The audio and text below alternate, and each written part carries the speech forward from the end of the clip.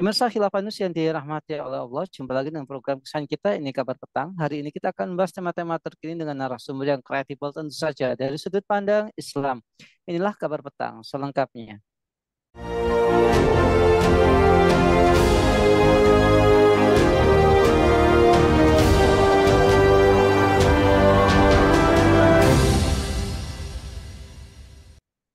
Pemirsa, judi online masih menjadi pekerjaan rumah bagi pemerintah negeri ini.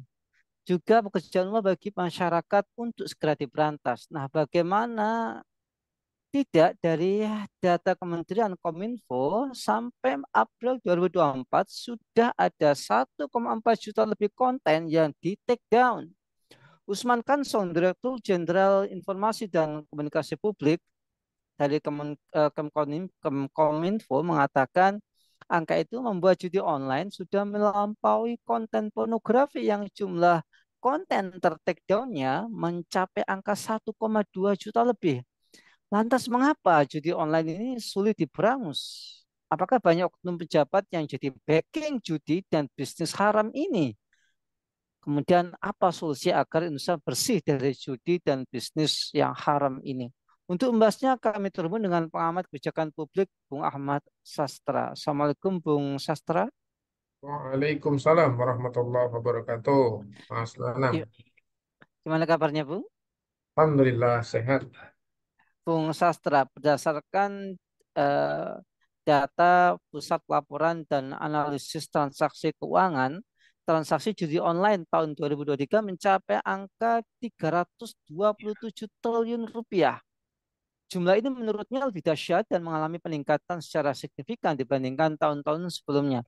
Lantas mengapa judi online ini subur seperti jamur di musim hujan? Apakah pemberantasan judi online ini setengah hati, Bung Sastra? Ya baik, Assalamualaikum warahmatullahi wabarakatuh. Mas Nanang, semoga sehat selalu. Terima kasih pada sore hari ini kita kembali berjumpa membahas sesuatu yang cukup menyeramkan ya, di mana negeri kita ini negeri mayoritas Muslim, tapi faktanya memang banyak terjadi kemungkaran ya. Tadi seperti pornografi, sekarang perjudian. Sebenarnya perjudian itu dari zaman dulu juga sudah ada, Mas Nanang ya. Dari perjudian tradisional ya sampai modern di zaman kecil kita dulu juga banyak gitu. Nah, masalahnya kenapa kok sampai hari ini tidak bisa diberantas dan kemudian malah bertambah-tambah gitu ya, lebih modern lagi, bahkan sekarang judi online gitu ya, yang luar biasa, ratusan triliun melibatkan jutaan rakyat gitu ya. Saya kira kalau kita melihat rentetan ini, ini membuktikan bahwa judi online ini bersifat sistemik dan tentu ini lahir juga dari sebuah sistem kalau seperti itu. Karena ini bukan lagi kasuistik kan, berarti ini adalah akibat penerapan sistem kalau menurut saya. Ya, sekulerisme inilah sesungguhnya yang eh, memberikan ruang begitu luas eh, kapitalisme di mana orientasinya adalah materi, apapun yang kemudian menjadi keuntungan materi bagi orang per orang atau negara itu akan dilegitimasi gitu, akan disahkan, akan dilegalkan bahkan. Itulah kenapa di negeri-negeri di luar negeri itu kan banyak perjudian kemudian dilegalkan karena itu memberikan keuntungan materi gitu bagi individu yang main gitu ya atau bagi negara. Kenapa? Karena memang tidak memberikan status hukum secara jelas gitu bahwa judi itu dilihat sebagai sebuah potensi ekonomi gitu. Itulah kenapa di beberapa waktu yang lalu kan judi online itu akan diambil pajaknya. Karena memang di situ berarti ketika uang itu begitu banyak, maka yang dilihat adalah keuntungan materi. Jadi saya kira ini sifatnya sistemik nih, Mas Nanang ya. Akibat dari penerapan sistem itu sendiri. Karena ini kan terjadi bukan hanya hari ini, ya mungkin berabad-abad yang lalu kan gitu ya. Nah, apakah kemudian penyelesaian itu setengah hati? Ya, saya kira memang baru sekarang-sekarang ini sih ya di pemerintahan rezim hari ini kemudian ada narasi-narasi gitu ya, ada keinginan-keinginan, bahkan juga akan ada tindakan juga yang tadi men-take down, kemudian membuat satgas anti perjudian, kemudian ada juga beberapa yang sudah tertangkap dan seterusnya. Tetapi ada dua fakta. Fakta pertama adalah semakin menjamur juga sih gitu ya. Semakin banyak juga, bukan malah berhenti kan gitu ya.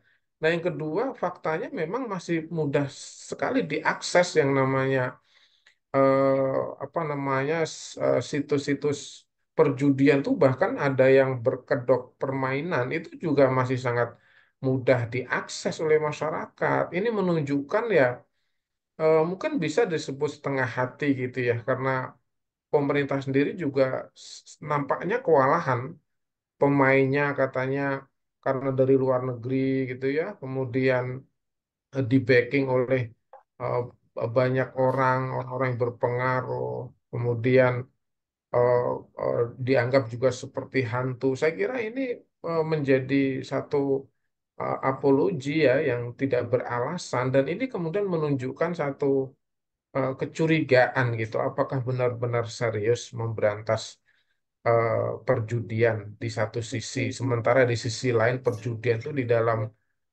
sudut pandang sekulerisme justru memberikan keuntungan materi bagi negara ini, gitu Mas Nanang. Ya. Baik, Bung Sastra, menurut survei dari Drone Emprit, Sistem Monitor dan Analisis Media Sosial, ya Indonesia menempati peringkat pertama sebagai negara dengan warga pengguna judi online terbanyak di dunia.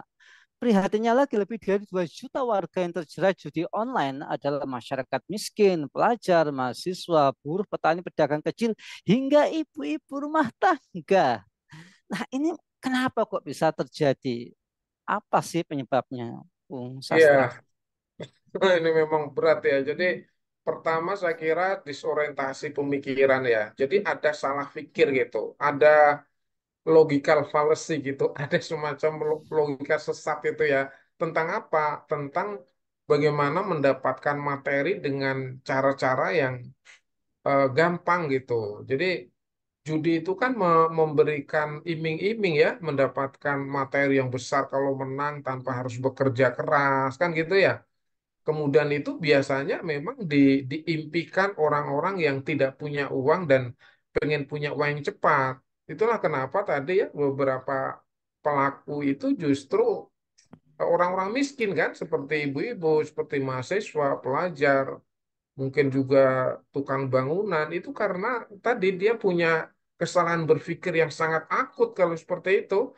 Jadi dia ingin mendapatkan materi yang melimpah gitu tanpa kerja. Nah, ini kan satu kesalahan pemikiran. Nah, yang kedua tentu memang ada apa ya namanya ya, kalau di dalam agama ini memang dia tidak tidak punya komitmen tentang keimanannya. Sebenarnya kalau eh, saya belum tahu ya, kalau di 2,3 juta orang itu kan kemungkinan besar Muslim ya. Dia kan tahu persis tentang hukum judi itu sendiri, tapi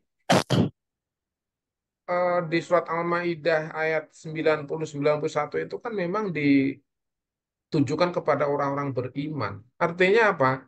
Artinya memang komitmen keimanannya ini lemah gitu. Sudahlah pemikirannya salah, komitmen keimanan juga lemah. Akhirnya terjerumus ke dalam kubangan perjudian yang menipu, berbahaya, bahkan efeknya luar biasa.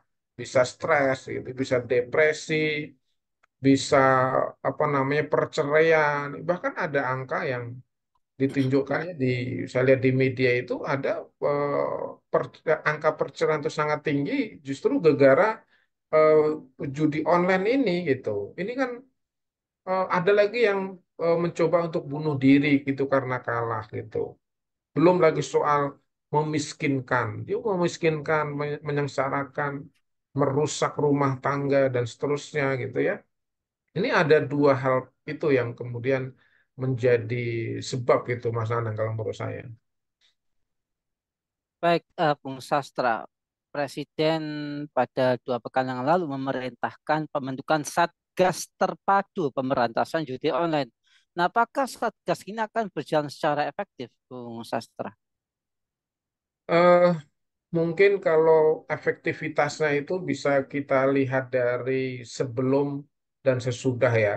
Sebenarnya kan sebelum ada keputusan pemerintah itu kan judi judi itu kan memang sudah seolah-olah gitu ya menjadi budaya masyarakat di negeri kita ini ya. Sebenarnya di desa-desa juga sangat banyak sebenarnya perjudian dengan berbagai macam bentuknya gitu ya. Nah, kalau kemudian ketika ada kebijakan itu apakah efektif atau tidak, itu sebenarnya bisa kita lihat. Kita lihat setelah ini bagaimana, apakah semakin marak atau malah hilang atau jera gitu. Nah, faktanya kan ternyata situs-situs judi online itu masih sangat mudah diakses masyarakat. Itu kan faktanya, ya kan? Bahkan ada yang berkedok permainan tuh kalau kita lihat itu. Anak-anak bisa melihat juga bahkan kadang melintas di apa namanya ketika kita membuka internet ya tiba-tiba muncul aja gitu ya dan ini kan cukup cukup apa terlihat dengan jelas ya artinya ketika situs-situs ini masih mudah diakses kemudian eh, apa namanya situsnya juga semakin banyak kemudian masyarakat juga semakin apa namanya ibaratnya itu kecanduan lah gitu ya itu berarti belum efektif kalau menurut saya. Baik, Bung Sastra, apakah sebenarnya bukan apakah ya, sudah ada bukti bahwa ada oknum pejabat yang ya terbukti membackingi judi online ini. Beberapa waktu yang lalu Verdi Sambo ini juga terindikasi menjadi backing bagi judi online lah. Lantas bagaimana menurut Bung Sastra tentang fakta ini kan gitu. Dibikin Ya, satgas tapi ternyata petugasnya jadi backing kan gitu ya. ya, memang negeri kita ini negeri paradok ya. Kalau bahasa itu negeri dagelan. Kita ini kan dagelan aja selama ini gitu ya. Masyarakat ini kan hanya menjadi penonton aja dengan pola tingkah para pejabat yang memang selalu disorientasi karena berorientasi kepada materi dengan penerapan sekulerisme itu ya. Jadi akhirnya kan para pejabat itu kan melihat setiap peluang di mana itu ada kesempatan untuk mendekat materi, ya itulah peluang yang dia ambil. Dia tidak tahu, tidak mau tahu halal dan haram, karena kan dalam sistem demokrasi sekuler itu kan nggak mengenal halal dan haram.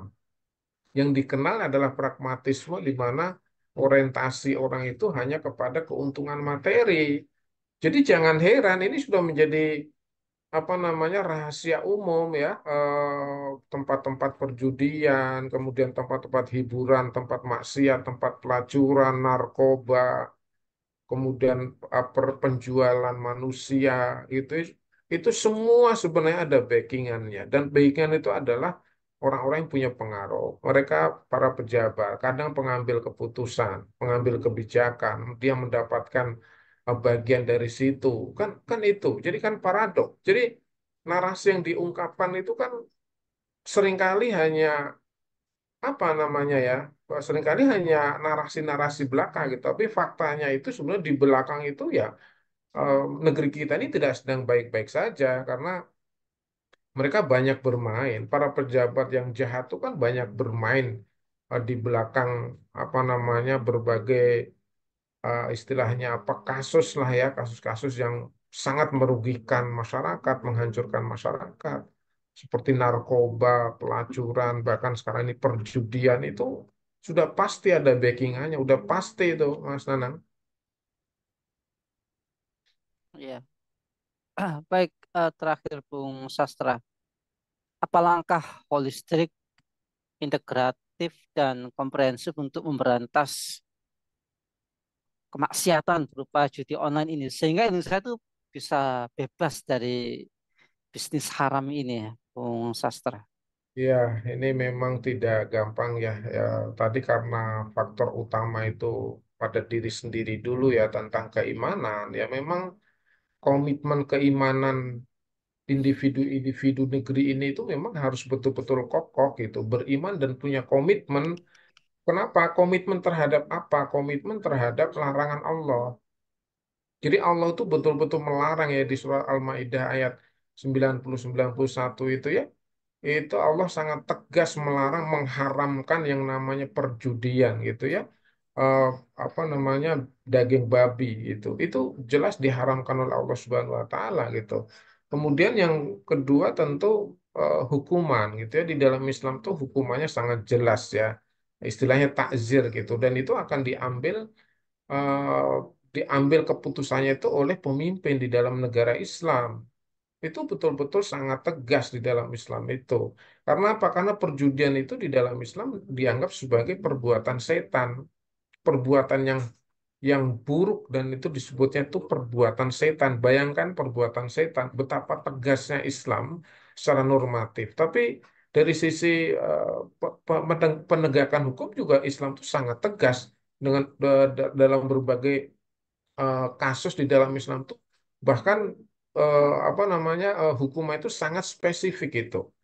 Nah ini eh, ada satu sisi tentang komitmen keimanan, sisi lain tentang penegakan hukum, yang ketiga itu tentang hukum yang memang tegas secara eh, konseptual. Ini hanya ada di dalam Islam, tidak ada di dalam demokrasi sekular liberal yang justru kadang-kadang bahkan memang memberikan ruang perjudian itu sebagai bagian dari pendapatan nasional, sebagaimana terjadi di luar negeri kan, di beberapa negara itu kan perjudian tuh bahkan dijadikan sebagai uh, bagian dari pendapatan karena ada pajak di situ. Nah, sementara di dalam Islam tidak begitu.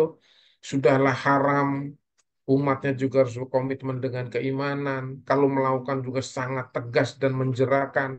Dan yang terakhir, Islam itu memberikan jaminan kesejahteraan, pendidikan gratis, keamanan gratis, kesehatan gratis, sehingga rakyat tidak mungkin terjerumus di dalam perjudian. Karena perjudian kan tadi melibatkan orang-orang miskin yang disorientasi untuk mendapatkan materi banyak tanpa kerja. Nah, dengan diberikan jaminan itu, tentu rakyat tidak mungkin terjerumus. Sudahlah diberikan apa namanya, kesejahteraan, kemudian eh, apa, hukumannya tegas, didorong keimanan. Nah, dari pendekatan sistemik ini tidak mungkin lagi akan ada perjudian itu dan akan selesai dengan sempurna. Dan ini hanya bisa terjadi di dalam negara dengan sistem Islam yang menerapkan Islam secara kafah, yaitu khilafah Islamiyah. Demikian Mas Nanang. Baik, terima kasih Bung Sastra atas pemaparannya. Semoga setelah tayangan ini tidak ada lagi judi online gitu ya. Ya, Ya semuanya Allah. sibuk ibadah gitu. Baik, semoga Bung Sastra sekeluarga senantiasa dalam perlindungan Allah dan keluarga beliau dijadikan keluarga yang sakinah mawaddah warahmah. Baiklah, pemirsa Khilafah yang dirahmati Allah, demikianlah bincang-bincang kita dengan Bung Ahmad Sastra. Jangan lupa untuk subscribe, like, komen, dan share sebanyak-banyaknya. Semoga menjadi amal kebaikan kita di dunia maupun di akhirat nanti. Saya Nana Setiawan undur diri. Sampai jumpa di lain kesempatan dan wassalamualaikum warahmatullahi wabarakatuh.